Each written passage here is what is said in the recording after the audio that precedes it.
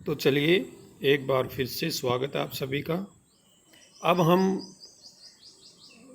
निराले जी द्वारा रचित दूसरी कविता अट नहीं रही है। अट नहीं का अट का मतलब होता है समा नहीं रही, समा नहीं पा रही है। कविता में कवि ने प्रकृति की व्यापकता का वर्णन बड़े ही सुंदर ढंग से किया है। मैंने पहले ही बताया था कि निराला जी एक बहुत बड़े प्रकृति प्रेमी थे, तो यहाँ पे उन्होंने प्रकृति का ही वर्णन किया। होली के समय जो महीना होता है उसे फागुन कहा जाता है। उन्होंने इस कविता में इस महीने में प्रकृति एवं मानवीय मन में होने वाले बदलाव को बड़े ही सुंदरता से दिखलाया है। फागुन के समय पूरी प्रकृति खिल सी जाती है, हवाएं मस्ती में बहने लगती है, फूल खिल उठते हैं और आसमान में उड़ते पक्षी सबका मन मोह लेते हैं। इस समय प्रकृति को मस्ती में देखकर मनुष्य भी मस्ती में आ जाता है और फागुन के गीत, होरी, फाग इत्यादि गाने लगता है। यानी कि कहने का तात्पर्य ये है कि फागुन का जो महीना होता है वो वास्तव में इतना मनमोहक होता है, इतना सौंदर्य से परिपूर्ण होता है कि चाहे पशु हो, पक्षी हो, प्रकृति हो, मनुष्य हो, कोई भी हो, वो उसकी जो सुंदरता है उसमें खो जाना चाहता है, उसी में रम जाना चाहता है। तो चलिए इसी कविता को हम पढ़ते हैं। अट नहीं रही है आभा, आभा मतलब होता है चमक, क्या उसकी सुंदरता फागुन की तन सट नहीं रही है, यानी कि इतनी सुंदरता है, इतनी उसकी चमक है चारों तरफ, कवि देख के अपनी आंखें हटा नहीं पा रहा है उससे। वो कहता है कि आंखें मेरी हट ही नहीं पा रही है, यानी कि जो उसका मन है, शरीर है, वो हर पल जो है उस सुंदरता को देखना ही चाहता है।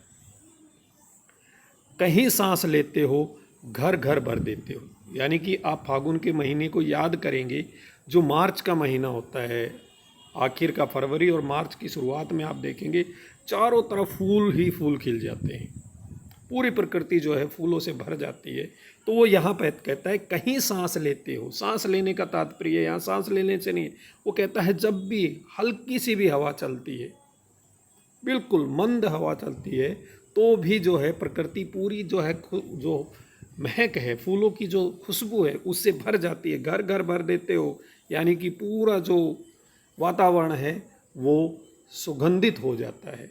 वो कहता है कि हल्की सी भी जब हवा चलती है तो पूरा जो वातावरण है वो सुगंधित हो जाता है। उड़ने को नभ में तुम पर पर कर देते हो। पर पर मतलब पंख, यानी कि जो पक्षी हैं वो प्रकृति में विचरण करना चाहते हैं, उड़ना चाहते हैं।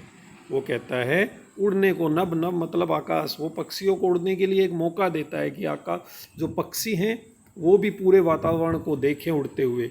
और साथ ही साथ यहाँ पे वो कहता है कि हर मनुष्य भी ये चाहता है कि वो उसको भी पंख लग जाए ताकि वो इस पूरी सुंदरता को, पूरे वातावरण को ऊपर से भी देख सके। आँख हटाता हूँ हट नहीं रही है। वो कहता है, कवि कहता है मैं चाहता हूँ मेरी आँख हट जाए इससे, सौंदर्य से, इस सुंदरता से हट जाए फागुन की, लेकिन मेरी आँख हट ही नहीं पा रही है।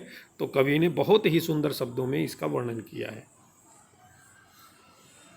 आगे देखें। पत्तों से लदी डाल, कहीं हरी कहीं लाल, कहीं पड़ी है उर में मंद गंध पुष्पमाल, पाट पाट शोभा श्री पट नहीं रही है। यानी कि पत्तों से, यानी कि उस समय जो है पतझड़ का मौसम नहीं होता, उस समय जो है वसंत का मौसम आ जाता है, और जो हर एक जो पौधे होते हैं जिनके पत्ते झड़ भी गए होते हैं उन पे भी जो है वो भी पत्तों से लद जाते हैं। हरी हरी कहीं लाल लाल, यानी कि कहीं पर पत्ते हरे रंग के हैं जो थोड़े पुराने हैं, और कहीं जो कपोलें होती है, जो नए पत्ते होते हैं, वो कहीं कहीं लाल रंग के भी दिखाई दे रहे। कहीं पड़ी है उर में मंद गंध पुष्पमाल, फूलों की माला। वो कहता है कि चारों तरफ आप प्रकृति में देखेंगे तो ऐसा प्रतीत होता है कि जैसे फूलों की मालाएं पूरी प्रकृति में बिछा दी गई हो। उन्होंने अपने हृदय में बसा लिया है उसको। पाट पाट सो, पाट का वैसे मतलब होता है किनारा, शोभा श्री पट नहीं रही है। वो कहता है कि हर किनारा, चाहे नदी का किनारा हो, कहीं भी हो, वो जो है उसकी जो सुंदरता है उसमें पट ही नहीं रही है, यानी उसके अंदर समा नहीं पा रही है। अगर आप देखें कि मैं फागुन की सुंदरता को, जो सौंदर्य है प्रकृति का, उसको भी यहाँ तक मैं जो है सीमित कर दूँ, लेकिन वो उसमें समा ही नहीं पाएगी। तो कवि ने बहुत अच्छे से बताया है कि जो उसका सौंदर्य है वो चारों तरफ फैला हुआ है। तो प्यारे बच्चों, धन्यवाद। आप सभी का दिन शुभ रहे। आप सभी घर पर रहें, सुरक्षित रहें और पढ़ते रहें, और जो भी काम आपको दिया जाता है उसे समय से पूरा करें। धन्यवाद।